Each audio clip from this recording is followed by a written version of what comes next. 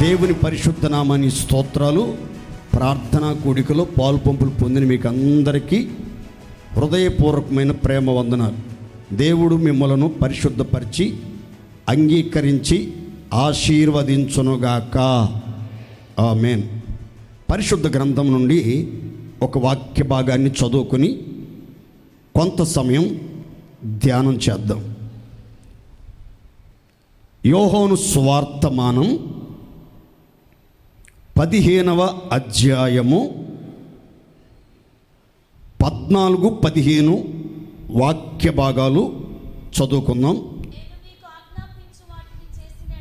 నేను మీకు ఆజ్ఞాపించు వాటిని చేసిన ఎడల మీరు నా స్నేహితులై ఉందురు. దాసుడు తన యజమానుడు చేయు దానిని ఎరుగడు గనుక ఇక మీదట మిమ్ములను దాసులు అని పిలవక స్నేహితులు అని పిలుచుచున్నాను. ఎందుకో తెలుసా? నేను నా తండ్రి వలన వినిన సంగతులన్నింటినీ మీకు తెలియజేసి తిని. అందరం చేతులెత్తి స్తోత్రం చెప్దాం. హల్లెలూయా. యేసుక్రీస్తు శరీరధారిగా ఉన్న రోజులలో ఆయన్ని వెంబడిస్తున్నటువంటి శిష్యులను, బహుజన సమూహమును ఉద్దేశించి వారితో చెప్పినటువంటి ఉన్నతమైన ఉపదేశం, ఆధ్యాత్మికమైన సుబోధ మనం చదువుకున్నాం. మీరు, సహోదరులైన మీరు, నన్ను వెంబడించుచున్న మీరు, విశ్వాసులైన మీరు, శిష్యులుగా నా కాడి ఎత్తుకుని నా యొద్ద నేర్చుకొనుచున్నటువంటి మీరు, నేను మీకు ఏ ఏ సంగతులు ఆజ్ఞాపించానో వాటన్నింటినీ మీరు గైకొని ఎడల, ఆ ఆజ్ఞలన్నింటినీ మీరు అనుసరించి నడుచుకున్న ఎడల మీరు నాకు స్నేహితులై ఉందురు. దేవునికి మహిమ కలుగునుగాక. సృష్టికర్త అయినటువంటి దేవుడు, సర్వాధికారి అయిన ప్రభువు, దైవాంశ సంభూతుడైన దైవ కుమారుడు శిష్యులతో చెప్తున్నాడు, మీకు ఆజ్ఞాపించబడిన సంగతులన్నిటినీ మీరు గైకొని ఎడల మీరు నాకు ప్రియ స్నేహితులుగా మార్చబడతారు, నా ప్రాణ స్నేహితులుగా మార్చబడతారు. అందుకోసమే ఇక మీదట నేను మిమ్మల్ని దాసులు, బానిసలు, శిష్యులు, సహోదరులు, విశ్వాసులు అని పిలవక స్నేహితులు అని పిలుస్తున్నాను. దానికి ఒక కారణం ఉంది. ఏంటి ఆ కారణం అనంటే, దాసుడు కేవలం యజమాని ఆజ్ఞాపించిన సంగతులు మాత్రమే పాటించాలి. యజమాని యొక్క రహస్యాలు, హృదయ అంతరంగంలో ఉన్నటువంటి ఉద్దేశాలు తెలుసుకునే హక్కు, అధికారం పనివాడికి ఉండదు, దాసునికి ఉండదు. అయితే నేను మీకు నా తండ్రి యొద్ద ఏ సంగతులైతే విన్నానో, నా తండ్రి యొద్ద ఏ సంగతులైతే నేర్చుకున్నానో, నా తండ్రి నాకు ఏ దివ్యమైన బోధలైతే బోధించాడో వాటిలో ఏది మరుగు చెయ్యక, ఏటిని దాచిపెట్టక సమస్త విషయాలు సమృద్ధిగా మీకు తెలియజేశాను. రాజ్య సంబంధమైన సంగతులు కానివ్వండి, తండ్రి చిత్తాన్ని కానివ్వండి, పరిశుద్ధాత్ముని బలమైన ఆశ్చర్యమైన కార్యాలు కానివ్వండి, అన్నీ మీకు స్పష్టంగా బహుతేటగా తెలియజేశాను. తండ్రి నాకు బోధించిన సంగతులలో ఏ ఒక్కటి కూడా నేను మరుగు చేయలేదు. కాబట్టి మిమ్మల్ని నేను దాసులు అని పిలవట్లేదు, మీరు నాకు స్నేహితులుగా ఉండాలి. ఇది నా ఆశ, ఇది నా కోరిక అని యేసుక్రీస్తు వారు చెప్పినట్లుగా మనం చదువుకున్నాం. యేసుక్రీస్తు వారి యొక్క బోధలో ఉన్నటువంటి ఉన్నత ఉద్దేశం ఏంటి అని అంటే, రక్షణ పొందినటువంటి దేవుని పిల్లలు విశ్వాసముతో విధేయతతో దేవుణ్ణి వెంబడిస్తూ ఉన్నటువంటి దైవ ప్రజలు దాసుల స్థితి నుండి,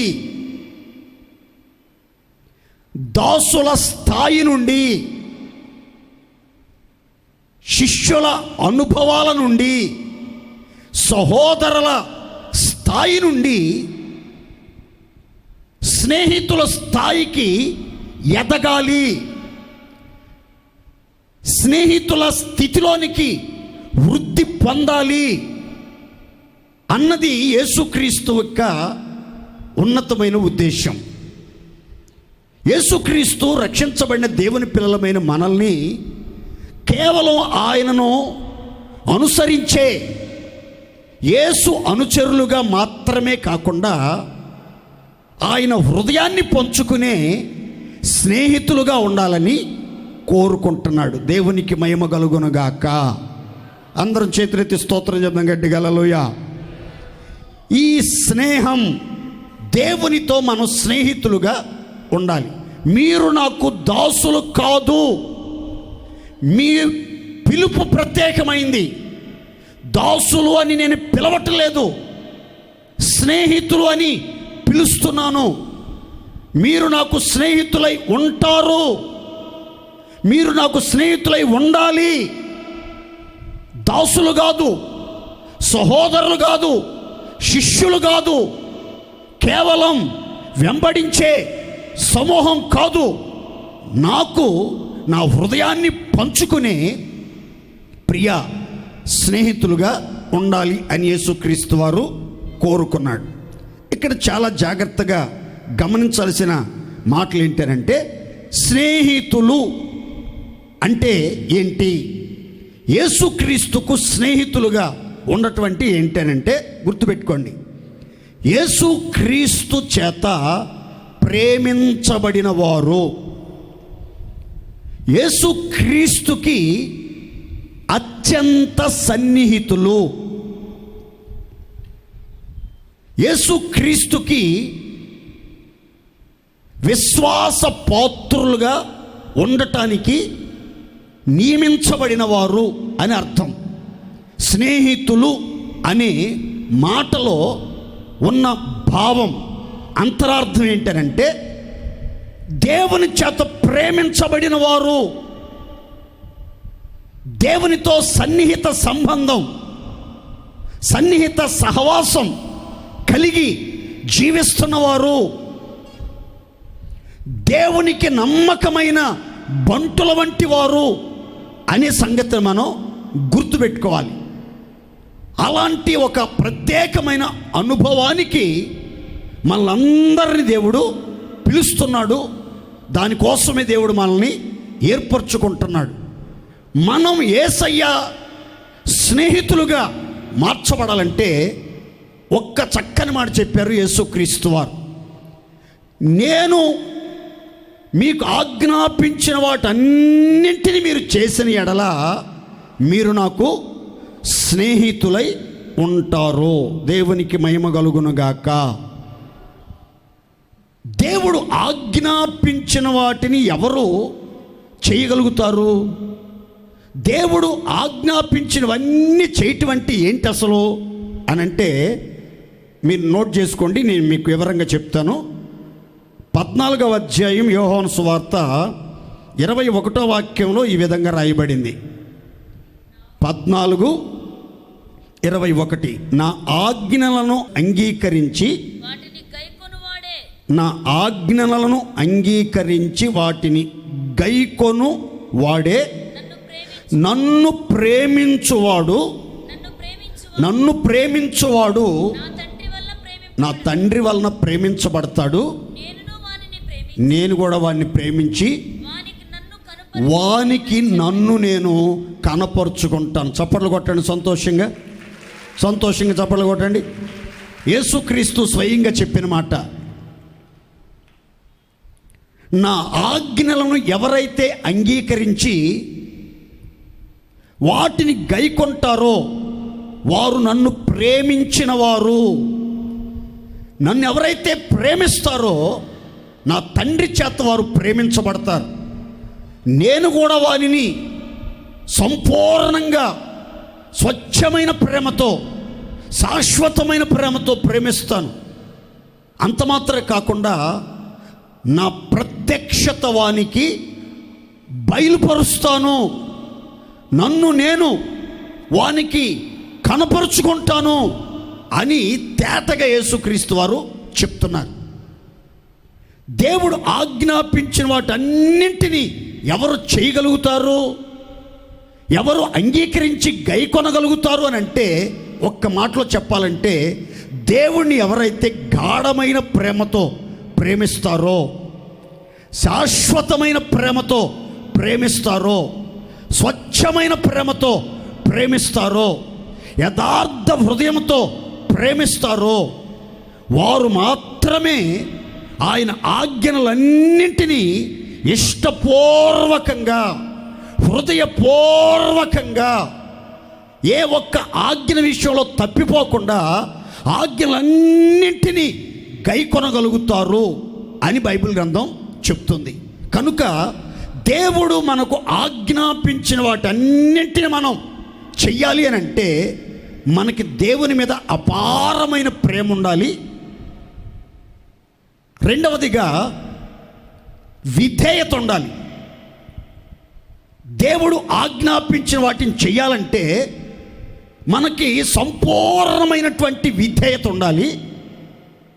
ఆయన మీద అపారమైన, అత్యున్నతమైన, అవధులు లేని ప్రేమను మనం కలిగి ఉండాలి. అప్పుడే ఆయన ఆజ్ఞాపించినవి ఎంత కష్టమైనా, ఎంత ఇబ్బందికరమైనా మనం వాటిని చాలా సంతోషంతో, చాలా ఇష్టపూర్వకంగా గైకొనగలుగుతాం. ఆజ్ఞలన్నిటి మనం ఆచరించగలుగుతాం. ఎప్పుడైతే యేసుక్రీస్తు వారు, దేవాది దేవుడు మనకు ఆజ్ఞాపించిన వాటన్నిటినీ దేవుని మీద ఉన్న ప్రేమతో, దేవునికి విధేయత కలిగి మనం చేయగలుగుతామో అప్పుడు దేవుడు మనం చూసి అంటాడు, మీరు నాకు స్నేహితులై ఉంటారు. దేవునికి మహిమ కలుగునుగాక.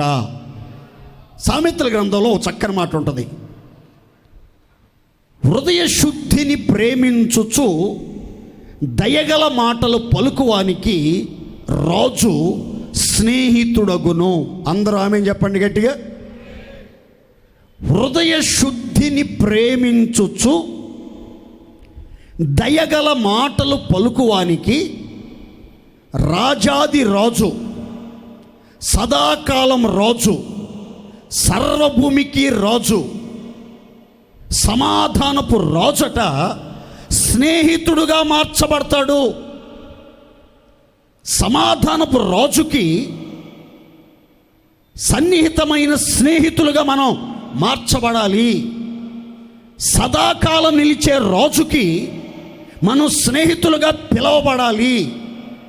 సదాకాలం సకల యుగాలలో రాజైన దేవునికి మనం స్నేహితులుగా మార్చబడాలి అనంటే మనలో మరో 2 అర్హతలు, క్వాలిటీస్ ఉండాలి.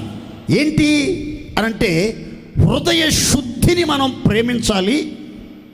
మన నోటిలో నుంచి బయలుదేరే ప్రతి మాట కనికరముతో కూడినదిగా, దయతో కూడినదిగా, ప్రేమతో కూడినదిగా ఉండాలి. ఈరోజు మీరు శుద్ధ హృదయాన్ని ప్రేమించగలుగుతున్నారా? శుద్ధ హృదయం కలిగి జీవించాలని ఆశపడుతూ ఉన్నారా? యేసుక్రీస్తు వారు అన్నారు, హృదయ శుద్ధిని ప్రేమించువారు ధన్యులు, హృదయ శుద్ధి గలవారు ధన్యులు, వారే దేవుణ్ణి ముఖాముఖిగా చూస్తారు అని. హృదయ శుద్ధిని ఎవరైతే ప్రేమించగలుగుతారో వారే హృదయాన్ని శుద్ధంగా, నిర్మలంగా, పవిత్రంగా, ఏ కల్మషం, చెడుతనం, అపవిత్రత, దుష్టాభిప్రాయాలు, దుర్మార్గత, దుర్నీతి బంధకాలు లేకుండా హృదయాన్ని దేవుని ఎదుట సరి అయిందిగా, యథార్థమైందిగా, నిర్మలమైందిగా కాచుకోగలుగుతారు. హృదయ శుద్ధిని ప్రేమించని వాళ్ళు, పైకి మాత్రమే పరిశుద్ధులుగా కనబడాలనుకున్న వాళ్ళు, పైకి మాత్రమే నీతిమంతులుగా ఉండాలనుకునే వాళ్ళు, పైకి మాత్రమే భక్తి చేయాలనుకున్న వాళ్ళు దేవునికి స్నేహితులుగా మార్చబడలేరు.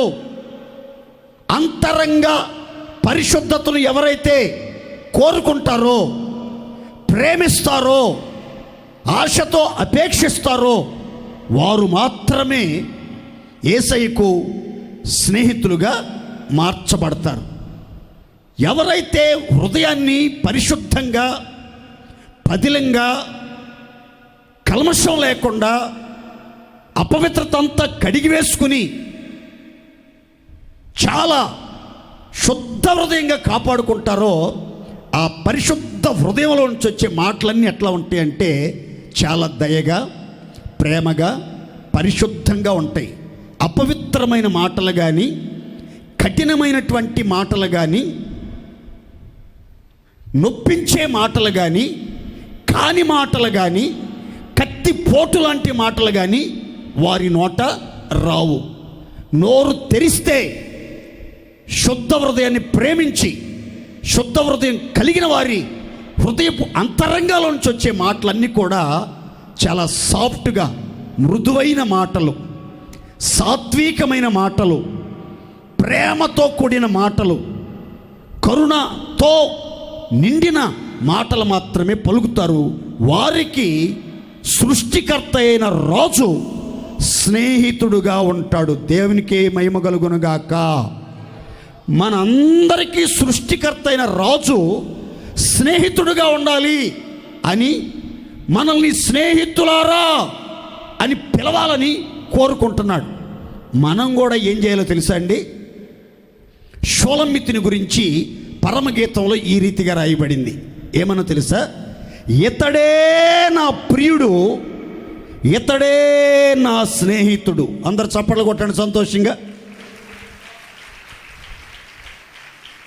పెండ్లి కుమార్తె సంఘం, వధువు సంఘం, రాకడకు ఆయత్తపరచబడిన సంఘం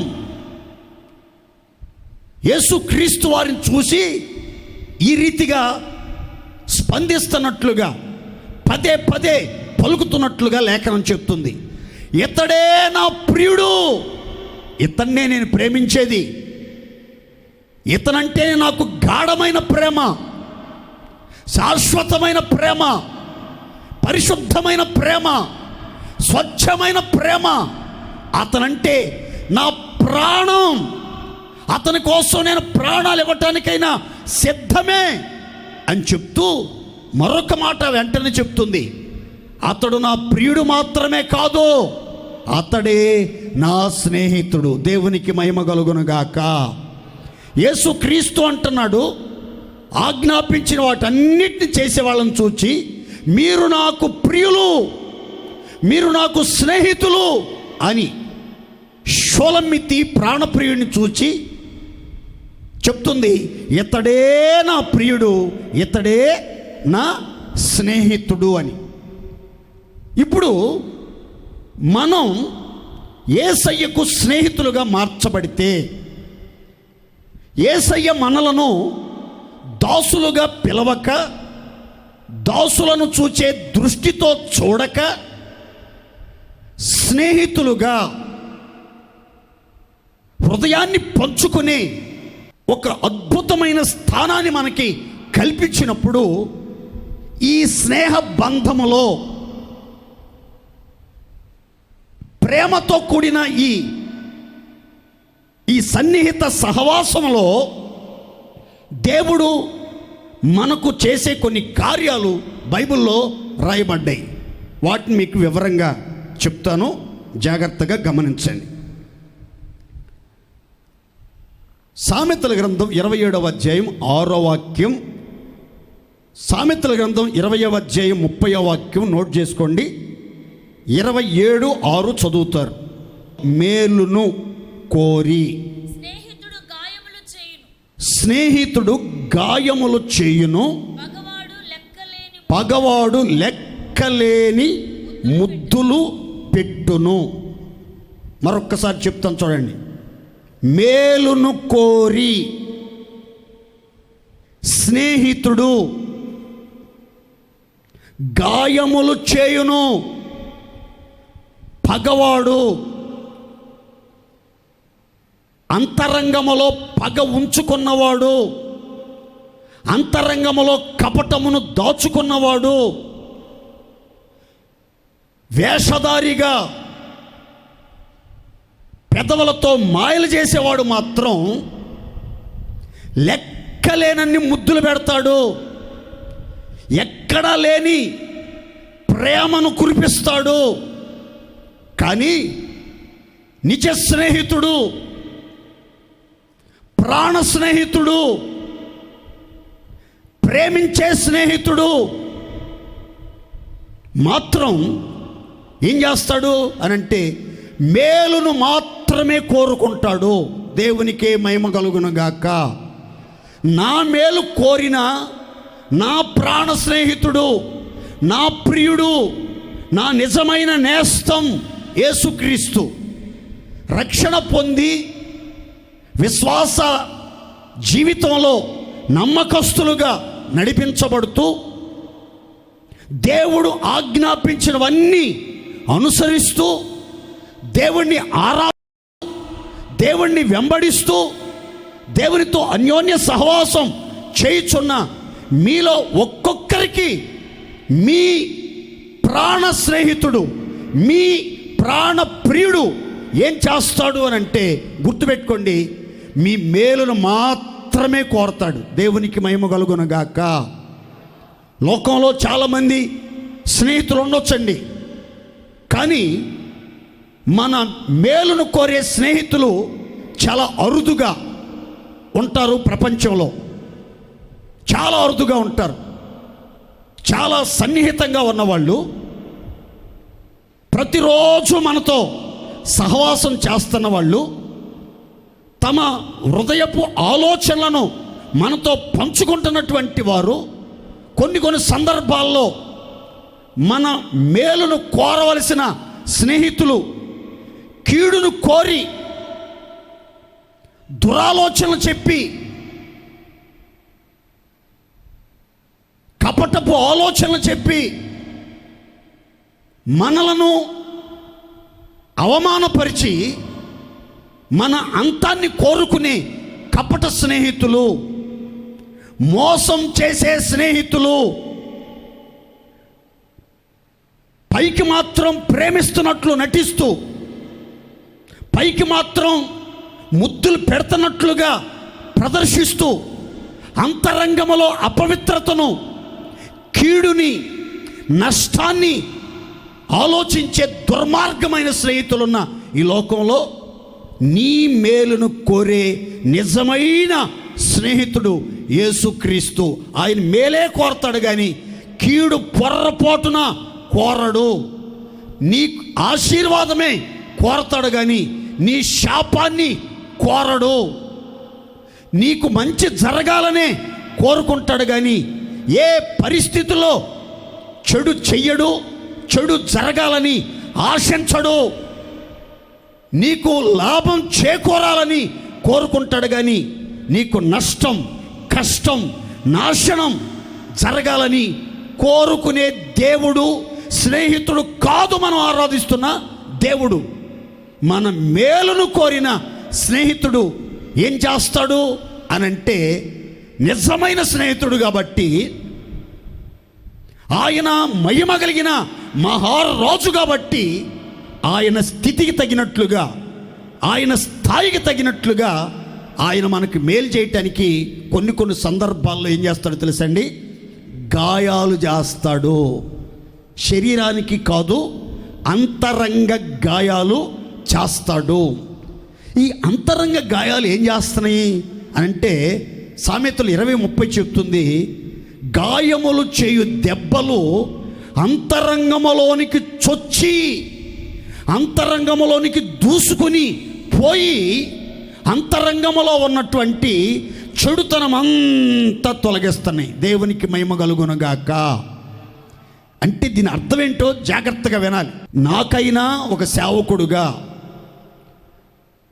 మేలు జరగాలి, క్షేమం కలగాలి, దీవెన కలగాలి, కృప కలగాలి, దేవుని దృష్టిలో నిలిచి ఉండాలి అని అంటే నా అంతరంగంలో చెడుతనం ఉండకూడదండి.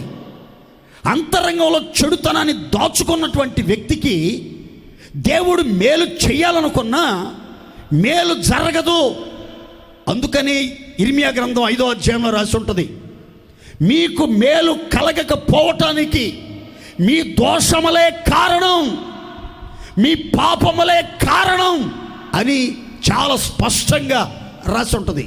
కనుక అంతరంగంలో అపవిత్రత దాచుకున్నట్లయితే, కపటం దాచుకున్నట్లయితే, కల్మషం దాచుకున్నట్లయితే, పగ, ప్రతీకారం, ద్వేషం దాచుకున్నట్లయితే మనకు మేలు జరగదు. మరి మేలు జరగాలి, స్వస్థత కలగాలి, క్షేమం చేకూరాలని అంటే అంతరంగంలో దాచుకున్నామే ఆ చెడుతనం, ఆ కపటం, ఆ పగ, ఆ మాయ, భయంకరమైన దుష్టాభిప్రాయాలన్నీ బయటికి రావాలి. అవి బయటికి రావాలంటే ఎప్పుడు వస్తాయి అని అంటే బైబిల్ చెప్తుంది, గాయము చేయు దెబ్బలు, గాయములు చేయు దెబ్బలు. ఎప్పుడైతే గాయాలు చేసే దెబ్బలు పడతాయో మనకి, ఆ దెబ్బలు ఏం చేస్తాయి అంటే డైరెక్ట్గా అంతరంగంలోకి చొచ్చుకొని పోతాయి, దూసుకుపోతాయి. దూసుకుపోయి ఆ అంతరంగంలో ఉన్న బలహీనతలన్నిటిని కత్తిరించి, కోసేసి, వాటన్నిటిని బయటికి త్రోసేస్తాయి. ఆ ప్రక్రియ జరగటానికే మేలు కోరే స్నేహితుడు ఏం చేస్తాడంటే మనకి అప్పుడప్పుడు గాయాలు పెడతాడు. ఆ గాయపరచబడినటువంటి సమయంలో, దుఃఖంతో నింపబడిన సమయంలో, బాధ అనుభవిస్తున్న సమయంలో కొంచెం మనకి ఆయాసకరం అనిపించినా తుదకు దేవుడు మనకు మేలే చేస్తాడు, కానీ కీడు పొరపాటున చెయ్యడు. దేవునికే మహిమ కలుగును గాక. ఎందుకు? మనం ఆయన స్నేహితులు అండి బాబు, మనల్ని ఆయన ప్రేమిస్తున్నాడు, మనతో ఆయన అత్యంత సన్నిహితంగా ఉంటున్నాడు, మనం ఆయనకి విశ్వాస పాత్రులుగా మార్చబడ్డాం, మనం ఆయన కోరుకున్న శుద్ధ హృదయం కలిగి దయగల మాటలతో ఆయన్ని వెంబడిస్తున్నాం. కాబట్టి ఆయన మనకు మేలే చేస్తాడు, కానీ కీడు పొరపాటున చేయడు. కొన్ని సందర్భాల్లో దైవ కార్యాలు మనకి కీడు జరుగుతుందేమో, నష్టం కలుగుతుందేమో, ఏదో అవమానం కలుగుతుందేమో, ఏదో జరగకూడనిది ఏదో జరుగుతుందేమో అని కొంచెం బాధ, దుఃఖం కలుగుతుందండి. కానీ గుర్తుపెట్టుకోండి ఆత్మీయులుగా, దేవుని స్నేహితులు మనకు దేవుడు ఏ పరిస్థితుల్లో కూడా కీడు జరగనీయుడు. ఒకవేళ కీడు జరుగుతున్నట్లుగా అనిపించిన రైట్ టైంలో ఆ కీడుని మేలుగా మార్చేస్తాడు, శాపాన్ని ఆశీర్వాదకరంగా మార్చేస్తాడు, చెడుని మంచిగా మార్చేస్తాడు, అవమానాన్ని ఘనతగా మార్చేస్తాడు, శ్రమని ఆశీర్వాదపు ద్వారంగా మార్చేస్తాడు. ఇలాంటి ప్రక్రియలు జరగాలి అంటే మీరు గమనించాలి, మీ అంతరంగంలో ఏ చెడుతనం, ఏ కపటం, ఏ పగ, ఏ ద్వేషం ఎవరి మీద ఉంచుకోకూడదు. అన్ని విషయాల్లో మన హృదయాన్ని పవిత్రంగా కాపాడుకుని మన మాటలలో కనికరము, ప్రేమ, దయ, వాత్సల్యతలు ఉండేటట్లుగా చూచుకుంటూ దేవుణ్ణి గాఢమైన ప్రేమతో ప్రేమిస్తూ విశ్వాసముతో విధేయతతో దేవుని ఆజ్ఞలన్నింటిని మనం గైకొన్నప్పుడు మనం అంతా కూడా యేసయ్య ప్రియ స్నేహితులుగా, స్నేహితురాండ్రుగా మార్చబడుదము గాక. అందరూ సంతోషం చెప్పండి గట్టిగా హల్లెలూయా. ఇప్పుడు మనం యేసయ్య స్నేహితులము, యేసయ్య స్నేహితులము. యేసయ్య మన స్నేహితుడు, మనం యేసయ్య స్నేహితులము. అయితే మనము యేసయ్యకు స్నేహితులం కాబట్టి మన మీద ఉన్న ప్రేమతో, మన మీద ఉన్న చనువుతో, మనల్ని నమ్మిన విశ్వాసంతో మన స్నేహితుడు మన పట్ల చేసే కార్యాలు చాలా ఉన్నాయి బైబిల్లో. నేను 2 మాటలు క్లుప్తంగా చెప్పి ముగిస్తాను, జాగ్రత్తగా వినండి. 1 యోహాను సువార్త 11వ అధ్యాయం 11వ వాక్యం చదువుకుందాం. ఆయన ఈ మాటలు చెప్పిన తరువాత మన స్నేహితుడైన లాజరు నిద్రించుచున్నాడు. ఈ మాట గమనించండి. ఆయన అనగా ప్రభు అయిన యేసుక్రీస్తు ఈ మాటలు చెప్పిన తర్వాత మన స్నేహితుడైన లాజరు నిద్రించుచున్నాడు, అతనిని మేలుకొల్ప వెళ్ళుచున్నామని వారితో చెప్పెను. అందరూ చేతులెత్తి స్తోత్రం చెప్పండి బిగ్గరగా. స్నేహితులుకి ఉండవలసిన కొన్ని లక్షణాలు చెప్పాను నేను ఉపోద్ఘాతంలో. వాక్యాన్ని విశదీకరించే ప్రారంభంలో కొన్ని మాటలు చెప్పాను. స్నేహితుల్లో ఉండాల్సిన 3 లక్షణాలు. స్నేహితులంటే యేసయ్య చేత ప్రేమించబడిన వారు, యేసయ్యతో అత్యంత సన్నిహిత సంబంధం కలిగిన వారు, యేసుక్రీస్తు వారికి విశ్వాస పాత్రులుగా జీవించిన వారు అని. ఇక్కడ ఒక చక్కని సందర్భం మనం చదువుకున్నాం. ఏంటి ఆ సంగతి అంటే, లాజరు చనిపోయాడు, అతని సమాధిలో భద్రపరిచారు. అతను చనిపోయి 4 రోజులు అయిపోయింది. 3 రోజులకి శరీర అవయవాలన్నీ కుళ్ళిపోయి పాడైపోతాయి, కరిగిపోవటం ప్రారంభమవుతాయి. ఇది జగమెరిగిన సత్యం, వైద్యశాస్త్రం ధృవీకరించిన వాస్తవం. అయితే అవయవాలన్నీ కరిగిపోయి, కుళ్ళిపోయి, రూపం కోల్పోయి అస్థి పంజరంగా మార్చబడే ఆ పరిస్థితుల మధ్యలో 4వ రోజు యేసుక్రీస్తు వారు శిష్యులతో చెప్తున్నాడు ఒక మాట. మనం ఇప్పుడు బేతనియాకి వెళ్తున్నాం. ఎందుకు బోధకుడా అని అంటే, అదే మన స్నేహితుడైన లాజరు. ఒకసారి నోతే చెప్పండి గట్టిగా. మన స్నేహితుడైన లాజరు నిద్రించుచున్నాడు, అతనిని ఇప్పుడు మేల్కొల్పటానికి మనం అక్కడికి వెళ్తున్నాం. దేవునికి మహిమ కలుగును గాక. ఇక్కడ చూడండి, మన స్నేహితుడు అని లాజరును గూర్చి యేసుక్రీస్తు వారు మాట్లాడుతున్నారు. యేసుక్రీస్తు వారికి మార్తా మరియ కబురు పెట్టినప్పుడు ఏమని కబురు పెట్టారు అని అంటే, నీవు ప్రేమించుచున్న లాజరు రోగి అయి సావసిద్ధమై ఉన్నాడు అని కబురు పెట్టారు. ఆ తర్వాత నీవు ప్రేమించే లాజరు చనిపోయాడు అని కూడా కబురు పెట్టారు. ఇందులో మనం గమనించాల్సిన మాట, లాజరు యేసయ్య స్నేహితుడు అనే దానికి ఒక గాఢమైన గుర్తు ఏంటనంటే, లాజరు యేసుక్రీస్తు చేత ప్రేమించబడినవాడు. ఇంకో విచిత్రం చెప్పమంటారా? లాజరు మృతుల్లో నుంచి లేపబడిన తర్వాత మార్తా మరియలు ఒక విందు ఏర్పాటు చేస్తే, ఆ విందుకు యేసుక్రీస్తు వారు ఆహ్వానించబడితే, ఆ విందు శాలలో యేసు కూర్చొని ఉంటే, యేసు ప్రక్కన ఎవరు కూర్చున్నారు? లాజరు కూర్చున్నాడు. దేవుని స్తోత్రం చెప్పండి గట్టిగా. లాజరు యేసుక్రీస్తు వారికి అత్యంత సన్నిహితుడు, విశ్వాస పాత్రుడు. లాజరు మరణం ద్వారా కూడా యేసయ్య తనను తాను మహిమపరుచుకోవాలని ఆశించాడు. అందుకే ఆలస్యం చేశాడు, కానీ అంతకు మించిన ఉద్దేశం ఒకటి లేదు.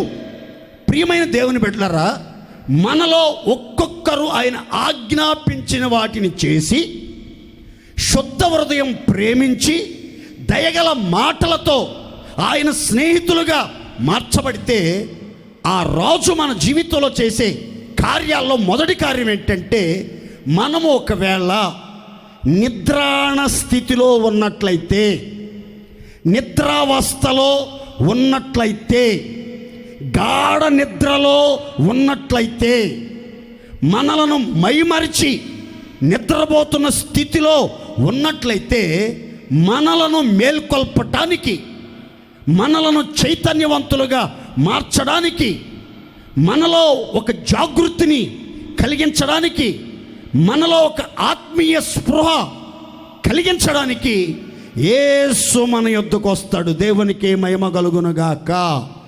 వచ్చి నిద్రావస్థలో ఉన్నటువంటి మనలను తట్టి పేరు పెట్టి పిలిచి మనలను మేల్కొల్పుతాడు అని పరిశుద్ధ గ్రంథం చాలా స్పష్టంగా సెలవిస్తుంది. ఈరోజు లాజరు ప్లేస్లో మనల్ని పెట్టుకుందాం. మన జీవితం కూడా మన ఆశలు చనిపోయినట్లు అనిపించవచ్చు, మన పరిచర్య నిద్రిస్తున్నట్లు అనిపించవచ్చు, మీ పని, మీ ఉద్యోగం, మీ వ్యాపారం, మీ జీవనోపాధి నిద్రిస్తున్నట్లుగా అనిపించవచ్చు, మీ ఆశలు, మీ కోరికలన్నీ చనిపోయినట్లుగా మీకు అనిపించవచ్చు, మీ ఆత్మీయ జీవితం బలహీనపరచబడినట్లుగా మీకు అనిపించవచ్చు. అలాంటి పరిస్థితుల్లో కూడా మీరు ఒక్కడు గుర్తుపెట్టుకోండి, మీరు యేసయ్య స్నేహితులైతే మాత్రం ఖచ్చితంగా మీరు ఏ స్థితిలో ఉన్నా సరే, నిద్రావస్థలో ఉన్నా సరే, పడిపోయిన స్థితిలో ఉన్నా సరే, బలహీనపరచబడిన స్థితిలో ఉన్నా సరే, ఆశలు అడియాశలుగా మార్చబడిన స్థితిలో ఉన్నా సరే, యేసయ్య మీ యొద్దకు వచ్చి మిమ్మల్ని తట్టి లేపి మరలా ఒక నూతనమైన ఉజ్జీవాన్ని కలిగించునుగాక. అందరం చెప్దాం గట్టిగా హల్లెలూయా. నిద్రావస్థలో ఉంటే ఎన్నో అనర్థాలు జరుగుతాయండి. వాస్తవానికి లాజరు శరీర సంబంధమైన నిద్ర పొందాడు. ఏంటి ఆ నిద్ర అంటే మరణము అనే నిద్ర పొందాడు. కానీ మనలో చాలామంది ఆత్మ సంబంధమైన నిద్రలో జీవిస్తున్నారు. నిర్లక్ష్యం, దేవుడంటే నిర్లక్ష్యం, దేవుని మందిరం అంటే నిర్లక్ష్యం, దేవుని వాక్యం అంటే నిర్లక్ష్యం, పరిచర్య అంటే నిర్లక్ష్యం, ప్రార్థన అంటే నిర్లక్ష్యం, దేవుని యొక్క ఆజ్ఞల విషయంలో నిర్లక్ష్యం. ఇలా నిర్లక్ష్య వైఖరిని అనుసరిస్తూ నిద్రావస్థలో ఉంటే చాలా ప్రమాదాలు జరుగుతాయి.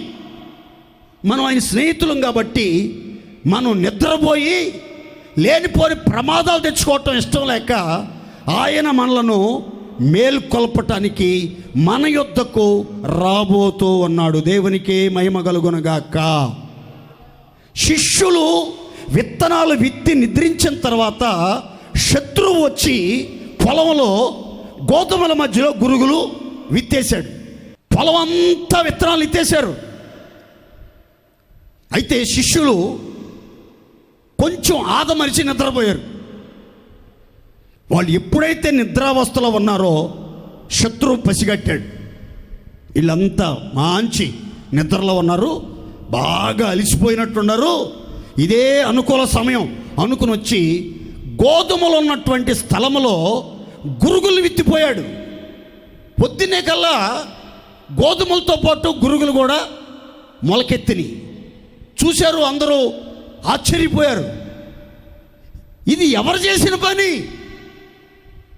మనం విత్తింది గోధుమలు కదా, గురుగులు ఎట్లా వచ్చినాయి అని అంటే యేసు ప్రభు చెప్పారు, అది శత్రువు చేసిన పని. అందరు చెప్పండి గట్టిగా, ఎవరు చేసిన పని అది? మన ప్రధాన శత్రువు ఎవరో తెలుసా? సాతాను ఒక్కడే. అందరు గుర్తుపెట్టుకోవాలి, మన ప్రధాన శత్రువు సాతాను. వాడు చేసేదేంటి అనంటే గోధుమల ప్రక్కన గురుగుల్ని నాటుతాడు, నీతిమంతుల ప్రక్కన దుష్ట స్వభావాలు ప్రవేశించేటట్లుగా, దుష్ట సాంగత్యం మంచి నడవడికను కూడా చెరిపేటట్లుగా సాతాను చాలా ప్లాన్ చేస్తాడు, ఎత్తుగడ వేస్తాడు. ఈ సాతాను ఎత్తులను చిత్తు చేయగలిగిన సామర్థ్యం మనం పొందాలంటే నిద్రలో నుంచి మనం మేల్కొనాలి. దేవునికి మహిమ కలుగునుగాక. మనం మేల్కొంటే మన జీవితంలో ఏం జరిగిద్దో ఒకే ఒక్క మాట చదువుకుని ముందుకు వెళ్దాం. చూడండి, ఎఫెసీ పత్రిక 5:14.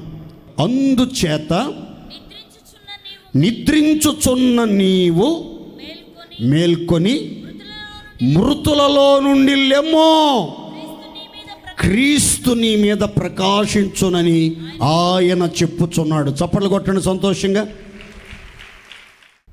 ఇక్కడ 2 గుంపులు ప్రజలు ఉన్నారు. 2 గుంపులు ప్రజలు మనకి కనబడుతున్నారు ఈ వాక్యంలో. ఒక గుంపేమో మృతులు, అంటే చచ్చిన వాళ్ళు, చచ్చిపోయిన వాళ్ళు, మరణించిన వాళ్ళు ఒక గుంపు. రెండవ గుంపు ఎవరంటే నిద్రపోతున్న వాళ్ళు. రెండవ గుంపు ఎవరండి? నిద్రపోతున్న వాళ్ళు. ఈ నిద్రపోయే వాళ్ళు ఎక్కడ నిద్రపోతున్నారు? మందిరంలో కాదు, మంచం మీద కాదు. ఎక్కడ నిద్రపోతున్నారంటే చచ్చిన శవాలతో కలిసి పడుకున్నారండి. ఎవరైనా ఎంత ప్రేమ ఉన్నా చచ్చిన శవాలతో నిద్రపోతారండి? చచ్చిన శవాల్ని కౌగిలించుకుని పండుకుంటారండి? ఎఫెసీ సంఘంలో కొందరు విశ్వాసులు చూడండి, కొందరేమో చచ్చారు. ఎలా చచ్చారు? ఎఫెసీ పత్రిక 2వ అధ్యాయంలో ఉంటుంది. అపరాధముల చేతను పాపముల చేతను మీరు చచ్చిన వారై ఉండగా. ఎలా చచ్చారు? కొంతమంది అంటే పాపాలతో చచ్చిపోయారు, అపరాధాలతో చచ్చిపోయారు, అబద్ధాలతో చచ్చిపోయారు, మోసాలతో చచ్చిపోయారు, అన్యాయాలతో చచ్చిపోయారు, దేవునికి విరోధమైన దుష్కార్యాలు చేసి చచ్చారు. చచ్చి దుర్వాసన కొడుతూ ఉన్నారు. మరికొంతమంది ఏమో నిద్రపోతూ ఉన్నారు. ఎక్కడ కలిసి, ఎవరితో కలిసి నిద్రపోతున్నారంటే చచ్చిన వారితో కలిశారు, పాపులతో కలిశారు, దుష్టులతో సహవాసం చేస్తున్నారు. చూడండి, ఒక గంపలో ఒక 10 టమాటాలు, 10 మామిడికాయలు, 10 సీతాఫలాలు పెట్టాం. ప్రతి గంపలో 10 టమాటాలు కానీ, మామిడికాయలు కానీ, సీతాఫలాలు కానీ ఉన్నాయి. వీటిలో ఏ ఒక్క ఫలము చెడిపోయినా, కుళ్ళిపోయినా, పురుగు పట్టినా, బూజు పట్టినా మనం తక్షణమే దాన్ని గుర్తుపట్టి ఆ శ్రేష్ఠ ఫలాలలో నుంచి కుళ్ళిపోయి బూజు పట్టినటువంటి ఆ పండును తీసేయాలి. వాటిలో నుంచి తీయకుండా వదిలేసామనుకోండి, ఏమైందో తెలుసా? దీని యొక్క వైరస్ వాటన్నిటికీ వ్యాపించి అవన్నీ కూడా పాడైపోయే ప్రమాదం ఉంటుంది. అందుకనే పౌలు గారు చెప్తాడు, దుష్ట సాంగత్యం మంచి నడవడికను చెరుపుతుంది. నువ్వు మంచోడివే, నువ్వు మంచిదానివే, నువ్వింక చావలా, నిద్రతో నిర్లక్ష్యంతో జీవిస్తున్నావు, కానీ నీ సహవాసం ఎవరితో ఉందంటే చచ్చి కంపు కొడుతున్న వాళ్ళతో చేస్తున్నావు సహవాసం. అందుకని జాగ్రత్త జాగ్రత్త అని చెప్తూ దైవజనుడు పౌలు అంటున్నాడు, నిద్రించుచున్న నీవు మేల్కో, మేల్కో, మృతుల్లో నుంచి లే. ఎప్పుడైతే నువ్వు మేల్కొని మృతుల్లో నుంచి లేస్తావో, పాపుల్లో నుంచి ప్రత్యేకించబడతావో, దుష్టులో నుంచి వేరు చేయబడతావో, అప్పుడు ఏం జరుగుతుందో తెలుసా?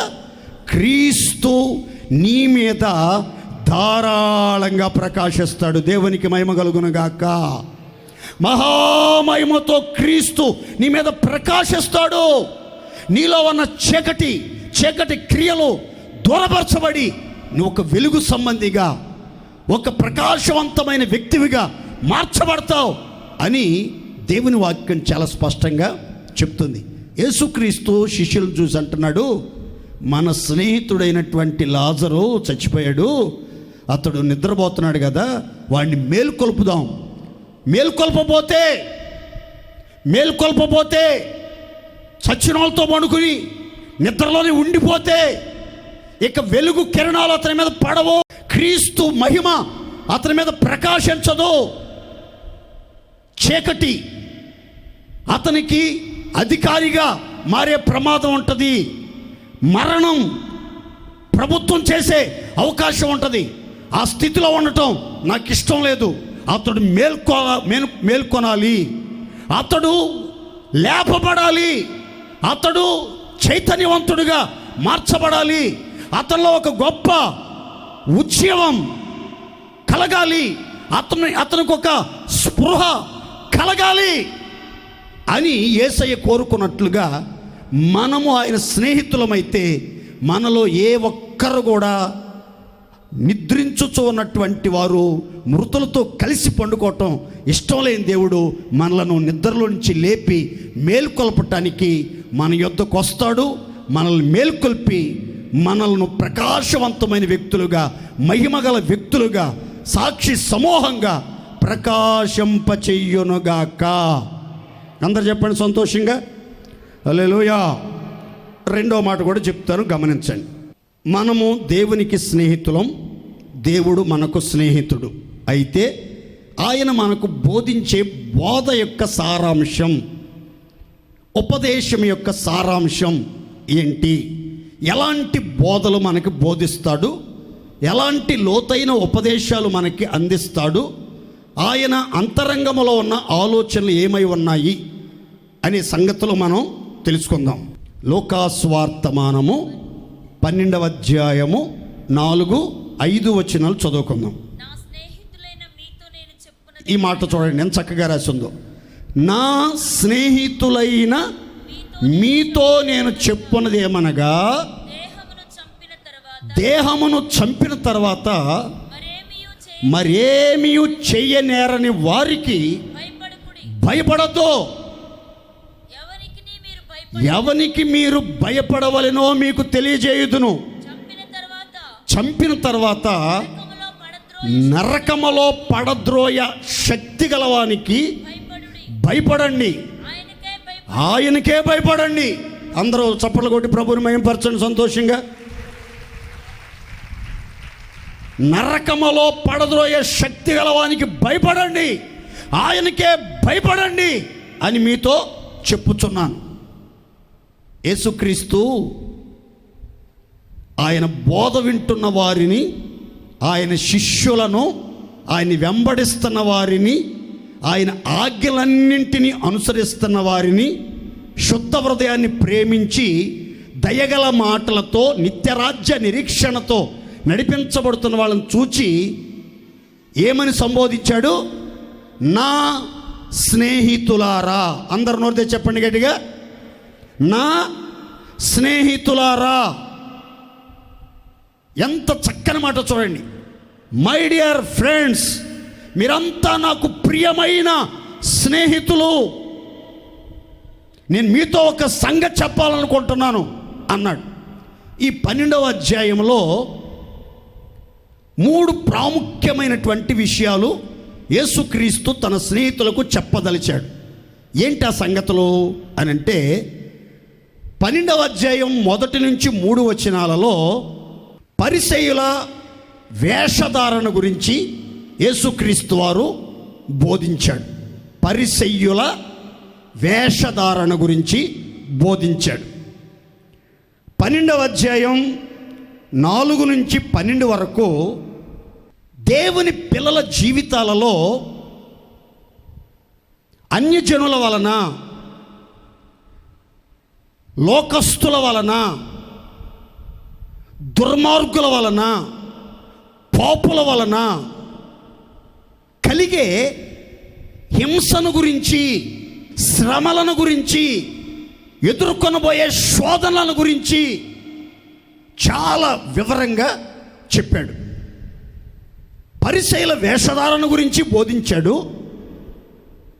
దేవుని పిల్లలు ఎదుర్కొనబోయే శ్రమలు, హింసలు, ఉపద్రవాలు, వినాశనకరమైన పరిస్థితులు గురించి వివరించాడు. ఆ రెండిటి మధ్యలో దేవుని పిల్లలు విశ్వాసములో నిలకడగా నిలిచి పరిశుద్ధాత్మ సహాయముతో ఎలా ధైర్యంగా ఆ ప్రతికూల పరిస్థితులను ఎదుర్కోవాలి, పరిసయ్యుల వేషధారణను పసిగట్టాలి, అందులోంచి తప్పించుకోవాలి అనే సంగతులు చాలా స్పష్టంగా చెప్పారు. ఇక ముఖ్యమైన విషయానికి వస్తున్నాను. మీరు మనుషులకు భయపడొద్దు. దేహాన్ని, ఈ శరీరాన్ని గాయపరిచి, నరికి, పొడిచి, ఈటెలతో గుచ్చి, గాయపరిచి, బాధించి, వేధించి,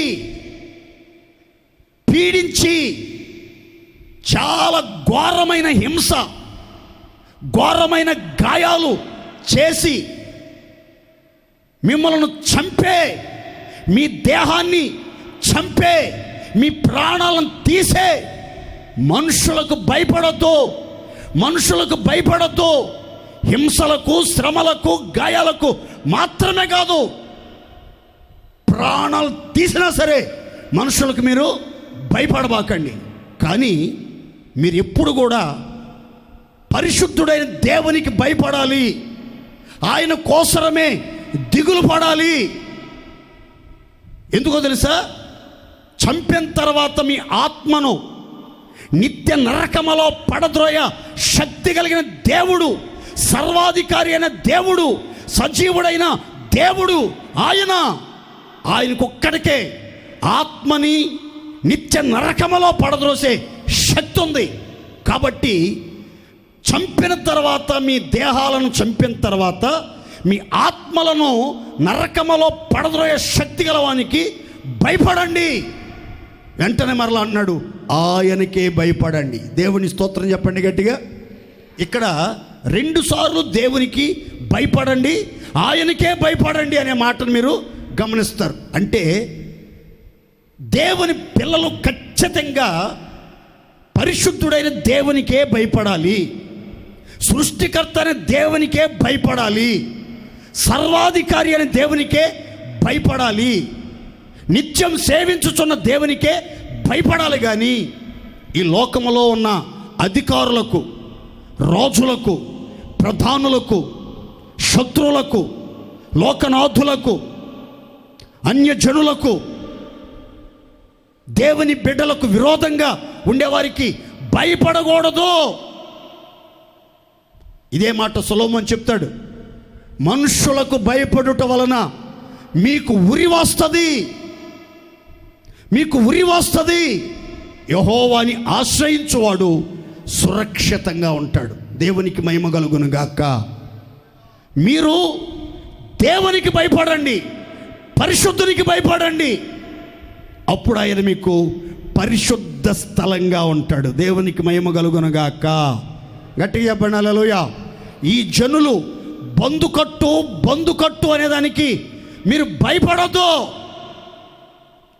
దేహాన్ని చంపేవానికి భయపడొద్దు. మిమ్మల్ని గురించి చెడు ప్రచారం చేసే వాళ్ళకి భయపడొద్దు. మిమ్మల్ని అందరిలో అల్లరిపోలు చేసేవారికి భయపడొద్దు. మీ సాక్ష్యం పాడు చేస్తున్న వారికి భయపడొద్దు. రైట్ టైం ఒకటి వస్తుంది. మీ నిజాయితీ, మీ నిర్దోషత్వం, మీ యథార్థత దేవుడు వెల్లడిపరిచే రోజు ఒకటి వస్తుంది. దాని కొరకు కనిపెడతా మీరేం చేయాలంటే పరిశుద్ధాత్మ సహాయం పొందుతూ ప్రతి వారికి సమయోచితంగా సమాధానం చెప్పుచు, పరిసయ్యుల వేషధారణలో ఆ ముసుగులో మీరు పడిపోకుండా మిమ్మల్ని మీరు కాపాడుకొనుచు, మీ ఆత్మలను నరకములో పడద్రోసే శక్తిగల దేవునికి భయపడి, ఆయనే పరిశుద్ధుడైన దేవుడని గుర్తించి ఆయన్ని నివాస స్థలంగా చేసుకోండి. ఆయన కోసం భయంతో బ్రతకండి. ఆ దేవుని భయం మీలో ఉంటే మీరు శరీరానికి ఆత్మకి కలిగిన సమస్త కల్మషం నుంచి మీరు పరిశుద్ధపరచుకొని సంపూర్ణ పరిశుద్ధులుగా మార్చబడతారు. నా ప్రియ స్నేహితులారా, నేను మీతో చెప్పున్నది ఏమనగా, దేహాన్ని చంపేవానికి, గాయాలు చేసేవానికి, ప్రాణాలు తీసేవానికి భయపడొద్దు. మానవ మాతృలు ఎంత బలవంతులైనా, ఎంత మూర్ఖులైనా, ఎంత అవిధేయులైనా, ఎంత కఠినాత్ములైనా, అవసరమైతే క్రీస్తు కొరకు ప్రాణం పోవలసి వచ్చిన పరిస్థితిలో వచ్చినా సరే మీరు మనుష్య మాతృలకు భయపడద్దు.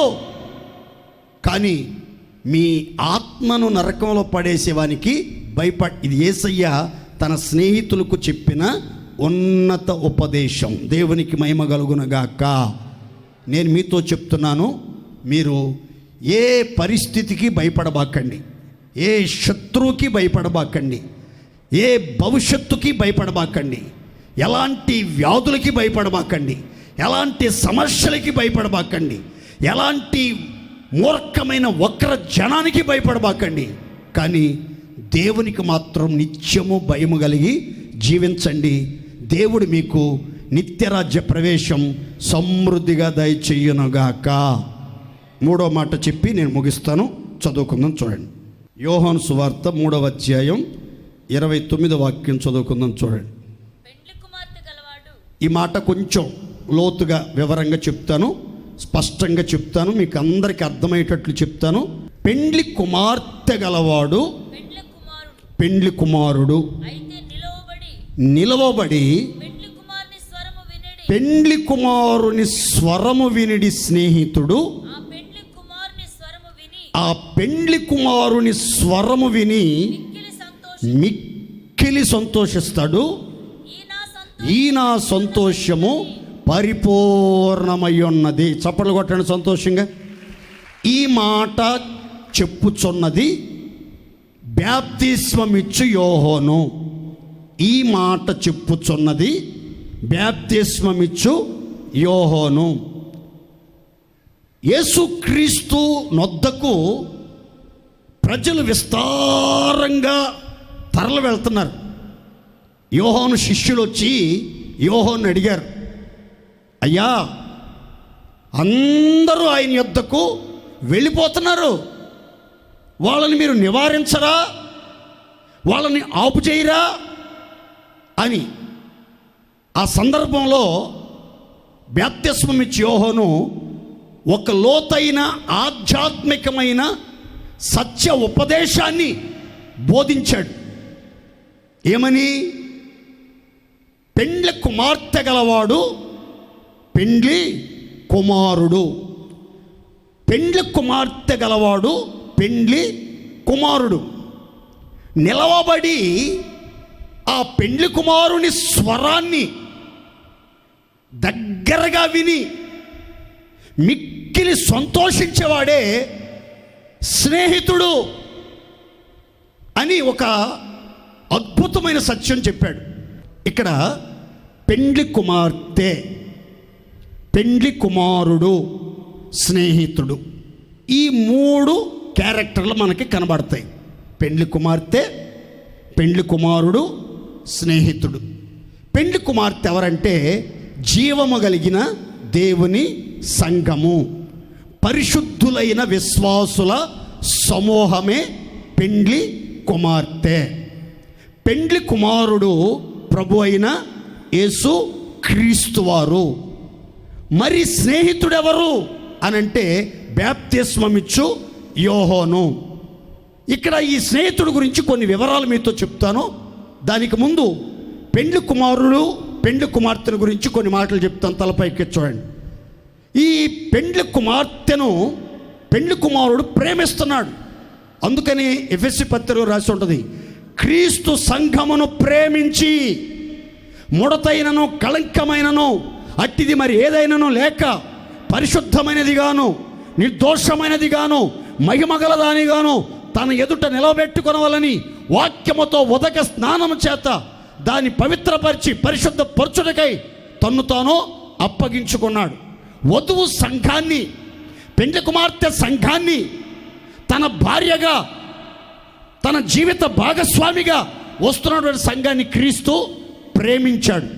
ఈ సంగతి దైవజనుడు పౌలు కొరింథీ సంఘానికి రాస్తా అంటాడు, పవిత్రురాలైన కన్యకనుగా ఒక్కడై ఉన్న పురుషునికి అనగా క్రీస్తునకు మిమ్మల్ని సమర్పింపవలెనని ప్రదానము చేశాను అంటున్నాడు. అంటే సంఘానికి ప్రభు అయిన యేసుక్రీస్తు వారికి నిశ్చితార్థం జరిగిపోయింది, ఎంగేజ్మెంట్ అయిపోయింది, వివాహ మహోత్సవ సమయం సమీపిస్తూ ఉంది. పెండ్లి కుమార్తె తన్ను తాను అలంకరించుకొని వరుని రాకకై వేచి చూస్తా ఉంది. వరుడు అంతఃపురములో నుంచి అతి వేగంగా రాబోతున్నాడు.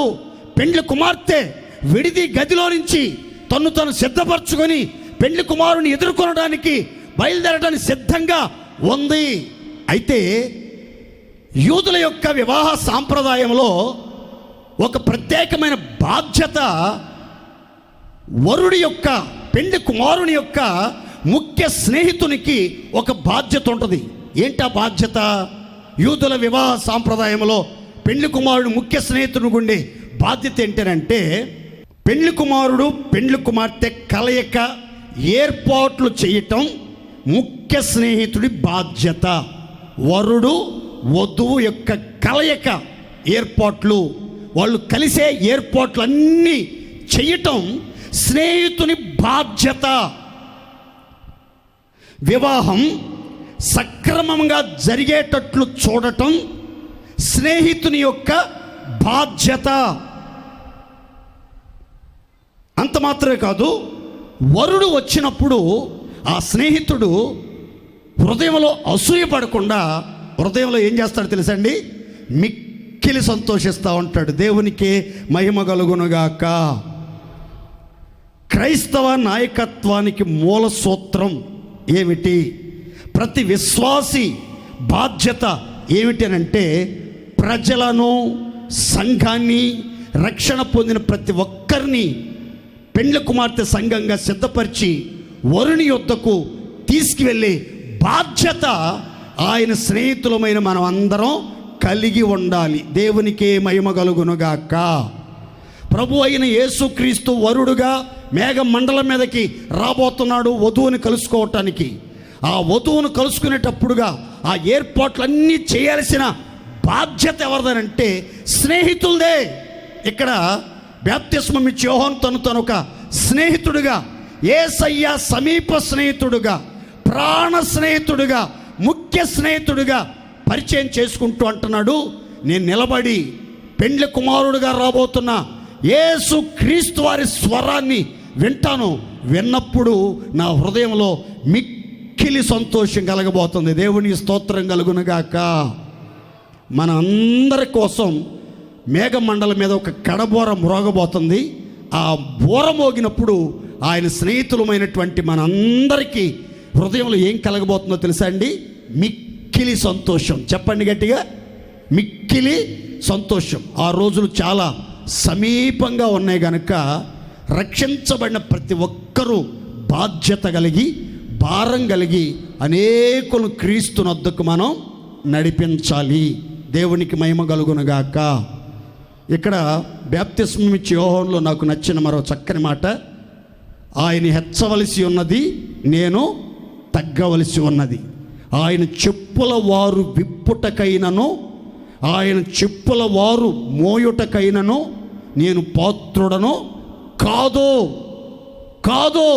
కేవలం నేను ఒక మార్గదర్శిని, ఒక స్వార్థికుణ్ణి, మార్గం సిద్ధపరచడానికి వచ్చిన వ్యక్తిని మాత్రమే. నా వెనక వస్తున్నవాడు నాకంటే శక్తిమంతుడు. ఆయన అగ్నిలో బాప్తిస్మం ఇస్తాడు, నేను నీళ్ళల్లో బాప్తిస్మం ఇస్తున్నాను. ఆయన అగ్నిలో బాప్తిస్మం ఇస్తాడు, పరిశుద్ధాత్మలో బాప్తిస్మం ఇస్తాడు.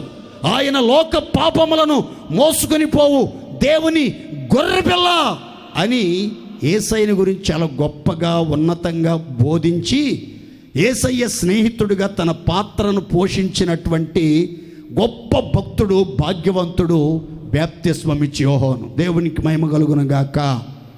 స్నేహితులుగా, యేసయ్య స్నేహితులుగా ఆయన యొక్క వివాహ బాధ్యతలను సక్రమంగా నిర్వహించడం, వధూ సంఘాన్ని వరునితో కలిపే ఆ భారభరితమైన పరిచర్యను నమ్మకంగా చేపట్టి జరిగించాలన్న ఒక తపన, తాపత్రయం కలిగి దైవ దర్శనంతో ముందుకు సాగాలి దేవుని పిల్లలమైన మనం అంతా. ఎందుకనంటే మనల్ని ఆయన ఏమని పిలిచాడంటే, మీరు నా స్నేహితులై ఉంటారు, ఉందురు అన్నాడు. మనం కూడా నా ప్రియుడా నీవే నా స్నేహితుడివి అని చెప్పాం. కాబట్టి మనం అంతా పెండ్లి కుమారుని స్వరం, యేసయ్య స్వరం, యేసయ్య వాక్యం, యేసయ్య నోటి మాటలు విన్నప్పుడు మిక్కిలి సంతోషించే ఆత్మీయ స్నేహితులుగా, స్నేహ బంధం కలిగిన వారముగా జీవిస్తూ ఆయన రాకడ కోసం సిద్ధపడదాం, అనేకులు సిద్ధపడదాం. అట్టి కృప దేవుడు మనకు దయచేయునుగాక.